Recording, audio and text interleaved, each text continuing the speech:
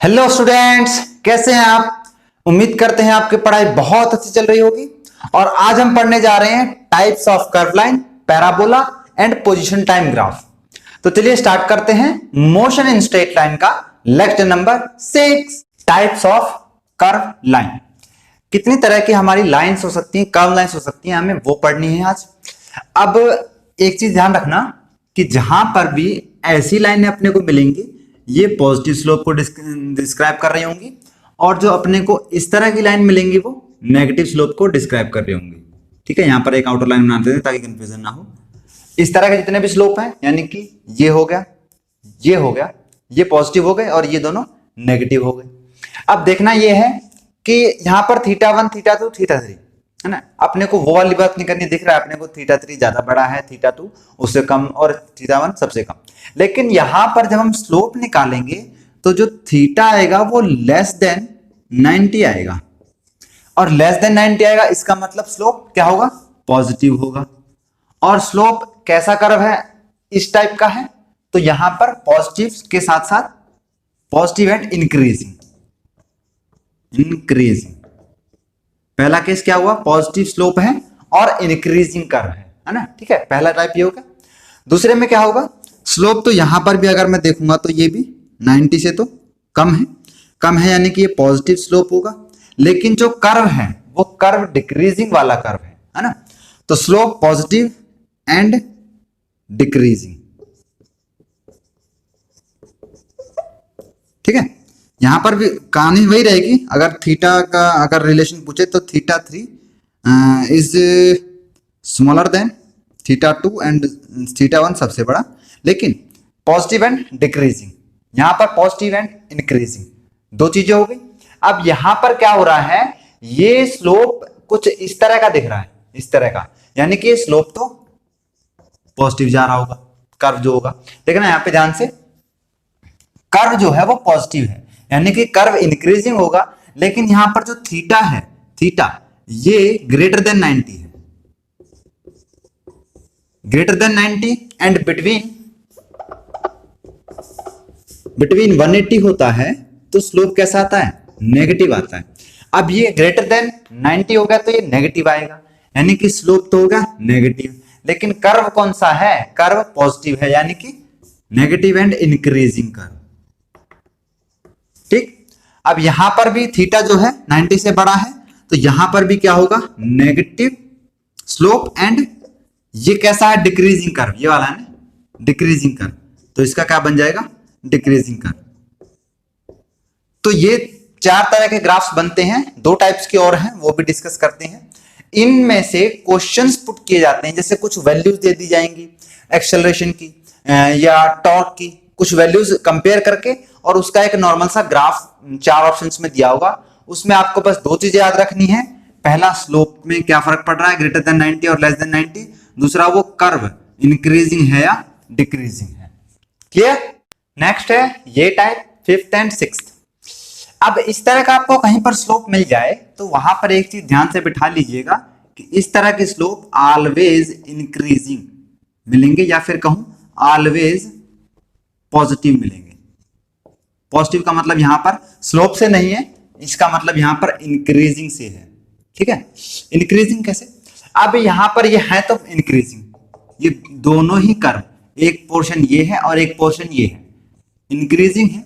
लेकिन अब स्लोप देख लेते हैं। अगर मैं इस हाफ की बात करूं, सिर्फ इस हाफ की, तो यहां पर स्लोप कुछ ऐसा आएगा, है ना, और ये वाला कुछ एंगल थीटा बनेगा। तो ये 90 तो ये हुआ, ये 90 से ज्यादा है, तो इस पोर्शन का जो स्लोप होगा वो नेगेटिव होगा। और अगर मैं बात करूं यहां की, तो स्लोप कुछ ऐसा आएगा, यानी कि ये वाला एंगल होगा थीटा।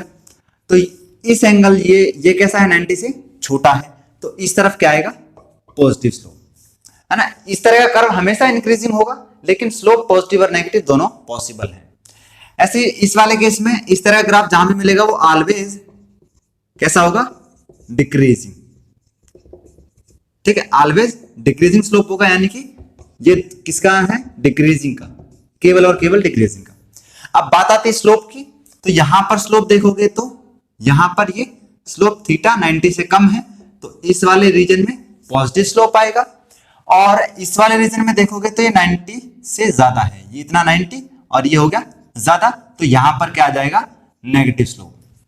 ठीक है भाई, यहां पर नेगेटिव स्लोप नेगेटिव है, यहां पर पॉजिटिव स्लोप है, लेकिन ये पूरा ग्राफ इंक्रीजिंग का है। यहां पर पॉजिटिव स्लोप है, नेगेटिव स्लोप इस तरफ है, लेकिन यहां पर ये पूरा ग्राफ डिक्रीजिंग का है। ठीक है, अब बात करते हैं पैराबोला की। पैराबोला मतलब इसी तरह के ग्राफ होते हैं, लेकिन वो एक्सिस से जुड़े होते हैं। उनके इक्वेशंस मेनली 4 तरह के होते हैं। इक्वेशंस कैसी होती हैं, इस तरह की इक्वेशन स्क्वायर में, है ना, जैसे y square equal to x, y square equal to minus x, x square equal to y या x square equal to minus y। ठीक है, अब देख लेते हैं कैसे बनता है ग्राफ। ये बोल रहा है कि y square equal to x, यानी कि इतनी बात तो क्लियर है कि पॉजिटिव x वाली पर 2 y एक्सिस मिल रही होंगी, यानी कि पॉजिटिव x वाली ये है, यानी कि ग्राफ यहां पर बनेगा। और 2 y कैसे मिल सकती हैं, कुछ इस तरह से। ये हो गया हमारा y square equal to x। देखना ये वाला y है, एक y ये रहा, एक वाला y ये है, एक वाला y ये रहा, यानी कि y स्क्वायर हो गया केवल x एक्सिस पर। एक बात, दूसरे में अब यहां पर माइनस x की बात हो रही है। माइनस x यानी कि ये वाला पोर्शन होगा, तो माइनस एक्स पर वाई स्क्वायर है, यानी कि यहां पर ग्राफ कुछ ऐसा बन जाएगा। ये पैराबोला हो जाएगा। गंदा बना दिया मैंने थोड़ा सा बस, और कोई गल नहीं, ये बन गया। ठीक है, तो ये हो गया y square equal to minus x. अब बात करते हैं x square is equal to y. पहले हमने एक्स एक्सिस पे बनाए, अब वाई एक्सिस के देख लेते हैं कि वाई एक्सिस पे एक्स स्क्वायर का मतलब क्या है। इस वाले एक्सिस पे बन रहा होगा और वहां पर एक्स स्क्वायर होगा, ये भी तो एक्स ही है, यानी कि कुछ इस तरह का ग्राफ बन रहा होगा पैराबोला का। X square equal to y, और x square equal to minus y कहां बनेगा, ये माइनस वाई, यानी कि ये प्लस वाई होगा और ये माइनस वाई होगा, ये प्लस एक्स और ये माइनस एक्स। अब माइनस वाई पे बन रहा है और एक्स की स्क्वायर है, तो ये ग्राफ बन जाएगा। मेरी ड्राइंग इतनी गंदी है ना, कोई बात नहीं, समझ में आना चाहिए, है ना। तो यहां पर माइनस वाई, क्लियर। बात करते हैं position time graph. Position time graph नाम से ही पता चल रहा है कि एक में हमारी पोजीशन बताई जाएगी, जिसको हम एक्स से डिनोट कर लेते हैं कई बार, और टाइम ग्राफ, तो इसको एक्सटी ग्राफ के नाम से भी जाना जाता है। तो it is a graph in which position is represented on y axis. जो पोजीशन है वो बताई जाएगी अपने को वाई एक्सिस पे, यानी कि वाई एक्सिस तो ये वाली हो गई, तो इस वाले साइड में क्या बताई जाएगी, हमेशा पोजीशन, जिसको हम एक्स भी बोल देते हैं, और time represent on x axis. ये वाली कौन सी है, एक्स एक्सिस, और यहां पर क्या बताया जाएगा, टाइम, टाइम टी चलेगा इस तरफ से। ठीक है, बनाना कैसे है, सपोज हमें कुछ इस तरह का मोशन दिया हुआ है स्ट्रेट लाइन में, कि पहले कुछ जब टाइम 0 था तो वो भाई साहब कहीं 1 पोजीशन पर थे, फिर टाइम 1 हुआ तो वो किसी 3 मीटर, मतलब इसको हम मीटर्स में मान लेते हैं, ये मीटर्स में है। ठीक है, तो जब टाइम 0 था वो 1 मीटर चला हुआ था, जब टाइम 1 सेकंड हुआ तो वो 3 मीटर जा चुका था या 3rd पोजीशन पर जा चुका था, लेकिन जब टाइम 2 हुआ तो वो 5th मीटर में था, और जब टाइम 3 सेकंड हुआ तो वो 4th मीटर में था। अब मुझे इसका ग्राफ बनाना है, कैसे बनाऊंगा, पहले मुझे देखना है t0 यानी कि यहां पर, भाई यहां पर तो 0 होगा ना, ये ओरिजिन पे, तो t0 पे वो 1 पे था, t0 पे 1 पे था, यानी कि पहला पॉइंट तो ये बन गया। भाई टाइम 0 और पोजीशन कितना 1, पोजीशन तो ये वाला है ना, वाई एक्सिस पे बताएगा तो ये वाला होगा उसका पहला पॉइंट। फिर बोला कि टाइम 1 पे वो 3 पे था, टाइम 1 पे 3 पे, यानी कि ये एंड दिस, यहां पर वो सही बन रहा है क्या, यहां पर वो 1 सेकंड में 3 मीटर पोजीशन पर था, ये बात हुई। अब बोलते हैं कि 2 सेकंड में वो दूसरे सेकंड में 5वें मीटर पे था। अब 2 और 5, यानी कि 2 और 5, ठीक है, ये होगा दूसरे सेकंड पे।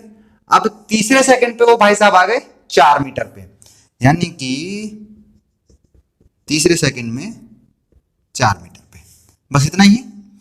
अब अपने को ग्राफ रिप्रेजेंट कैसे करना है, अपने को पहले डॉट्स निकाल लेने हैं, डॉट्स निकालने के बाद अपने को इनको जोड़ देना है, पहले से दूसरा, फिर दूसरे से तीसरा, और फिर तीसरे से चौथा। आप चाहो तो इसको मिटा भी सकते हो, रख भी सकते हो, कोई बड़ी बात नहीं है। तो इस तरह से हमें क्या मिल जाएगा, पोजीशन टाइम ग्राफ। क्लियर। पहले क्या करना है, पहले हमने को टाइम के अकॉर्डिंग देखना है कि किस सेकंड पर वो किस पोजीशन पे था, वहां पर पॉइंट आउट कर लेना है, और फिर इनको जोड़ देंगे तो इस तरह का अपने पास ग्राफ मिल जाएगा।